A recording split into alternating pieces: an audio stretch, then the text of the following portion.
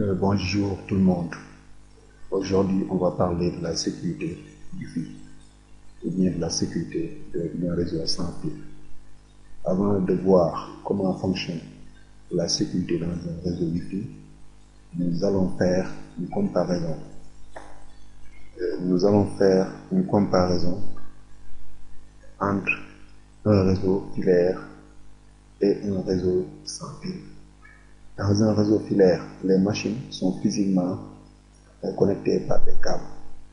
Donc, pour capturer les données dans un réseau filaire, il vous faut forcément se connecter au réseau filaire via un câble. Donc, ce qui rend l'attaque un peu difficile.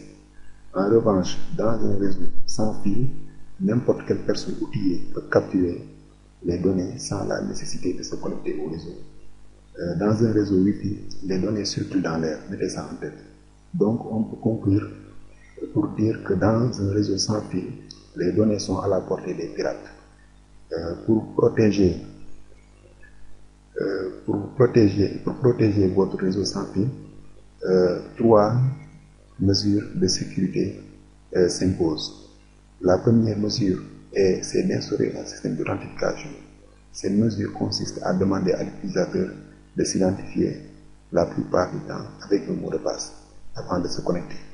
La deuxième mesure consiste à chiffrer les données, puisque les données circulent dans l'air libre et il vaut mieux chiffrer les données, sinon les données capturées peuvent être utilisées pour exploiter votre réseau.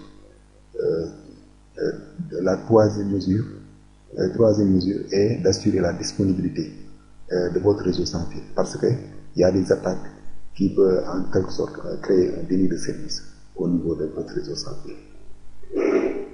Maintenant, essayons de voir les méthodes de sécurité qu'on peut déployer dans un réseau Wi-Fi. Maintenant, essayons de voir les méthodes de sécurité qu'on peut déployer dans un réseau Wi-Fi. Ici, on a en premier lieu, on peut utiliser ce qu'on appelle le masquage, SSID. Le filtrage, deuxièmement, le filtrage d'adresse MAC. Troisièmement, on a un protocole de sécurité qu'on appelle web. Quatrièmement, on a un protocole de sécurité qu'on appelle WPA. Cinquièmement, WPA2. Et sixièmement, on a ce qu'on appelle le protocole 802.1x, ou bien en français 802.1x. Donc, pour ne pas tarder, on va essayer de démarrer en premier lieu avec le masquage du SSID. Le SSID signifie Service Identifier en anglais. C'est l'identifiant de votre réseau sans fil en quelque sorte. Lorsque vous souhaitez vous connecter à un réseau sans fil, votre carte Wi-Fi vous affiche en quelque sorte les différents réseaux sans fil qui sont aux alentours. Par exemple, sur ma machine ici, là, quand je clique ici au niveau du centre de réseau et partage, vous voyez, je vois en quelque sorte les réseaux qui sont disponibles aussi avec leur nom. Donc, grosso modo, c'est ça qu'on appelle les SSID. Donc, le fait de masquer le SSID, les machines ne verront pas le nom de votre réseau dans la liste des réseaux disponibles. Donc, la personne lambda n'aura pas la possibilité de voir votre SSID pour se connecter sur votre réseau. Mais cette méthode de sécurité est presque inutile face à un pirate. La raison pour laquelle je vais vous démontrer ça, on sait que quand une machine veut s'associer à un routeur Wi-Fi, elle va envoyer un paquet appelé probe request, ou bien un paquet qu'on appelle beacon en anglais, contenant le SSID en question. Donc, une fois que le pirate effectue un scan au niveau de votre réseau et il capture le probe request ou bien le beacon, ce paquet-là, quand il capture ça, il aura la possibilité de connaître le SSID en quelque sorte et aura la possibilité de se connecter au niveau de votre réseau. Donc, cacher son SSID n'est pas très efficace. En plus, comme le SSID ne s'affiche plus dans la liste des réseaux disponibles, il faudra l'ajouter à la main dans la liste. Donc, ce qui va diminuer le côté pratique et simple du Wi-Fi. Donc, vous mettez ça en tête.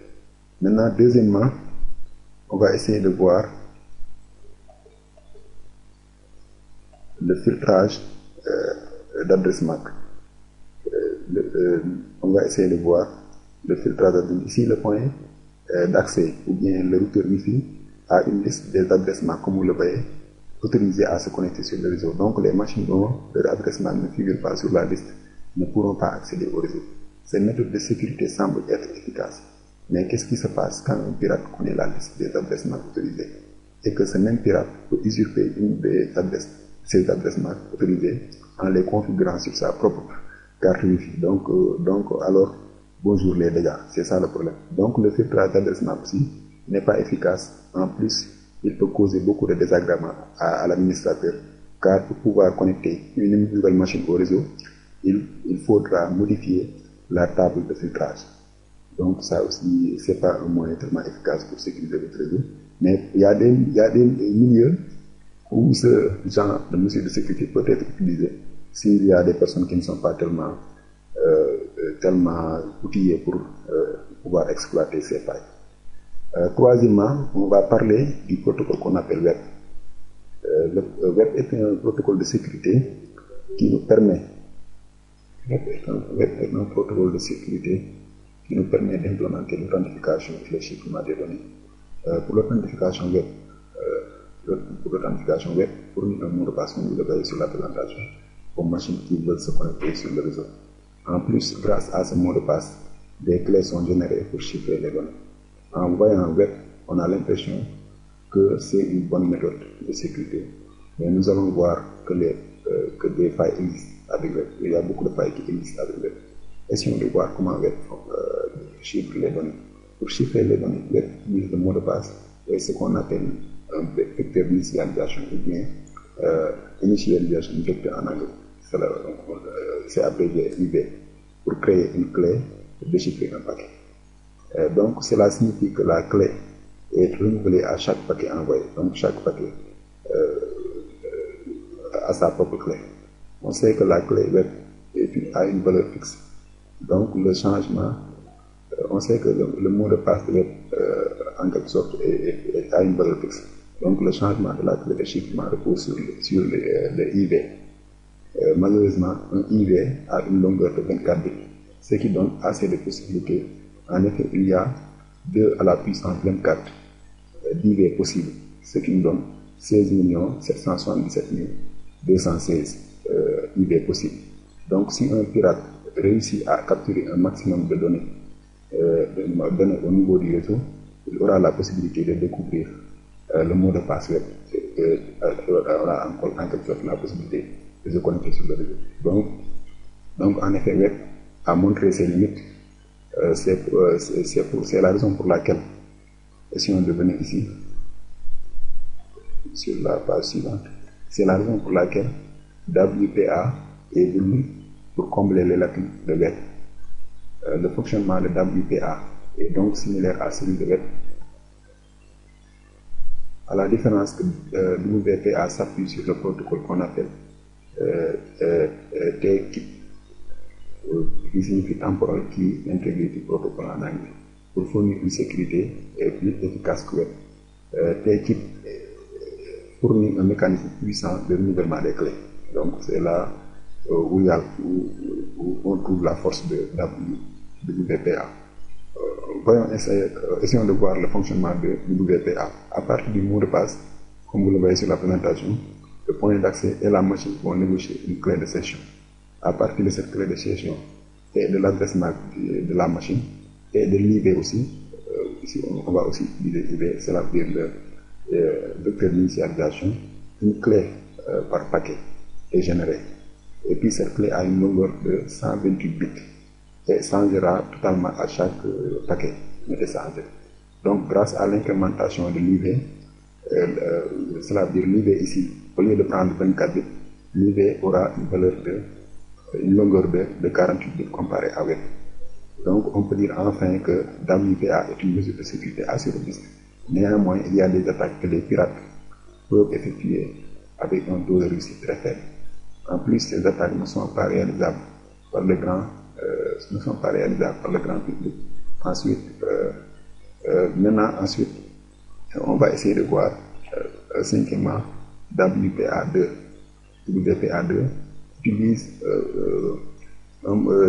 lui il utilise un mot de passe comme web et WPA, mais la différence ici c'est qu'il utilise un protocole de déchiffrement qu'on appelle AES ou bien en anglais AES. Et puis ce protocole est une méthode de chiffrement très efficace. Je ne vais pas entrer dans les détails, cependant c'est une méthode de cryptage très efficace qui peut en quelque sorte protéger vos données et protéger en quelque sorte votre mot de passe WPA2. Donc WPA2 pour l'instant c'est la méthode la plus efficace pour comparer aux autres comme WPA ou bien web. Je vous conseille de ne pas utiliser. Donc maintenant, dernièrement, on a ce qu'on appelle 802.1x ou bien 802.1x. Ça, c'est un protocole de sécurité, mais lui, à la différence des autres, il s'appuie sur un serveur. Donc, c'est un serveur qui va en quelque sorte authentifier les clients qui veulent se connecter à notre point d'accès Wi-Fi. Donc, par exemple, si la machine veut se connecter, peut-être le serveur, le point d'accès va lui demander d'entrer un login et un mot de passe. La plupart du temps, ça fonctionne comme ça. Et ce login et le mot de passe va être renvoyé au niveau du serveur qui va voir si l'utilisateur est autorisé à se connecter au réseau ou non. Donc, on peut dire que le protocole 802.1x est la méthode la plus efficace et la plus facile à utiliser parce que c'est un système centralisé qui peut utiliser beaucoup de charges sur le travail de l'administrateur du réseau. Donc, grosso modo, c'était ça que je voulais vous montrer au niveau de la sécurité Wi-Fi. Je pense que vous avez une idée de ce que je viens de vous montrer et je vous ai appris quelque chose avec cette vidéo. Je vous remercie d'avoir regardé et je vous donne rendez-vous à la prochaine. Merci beaucoup.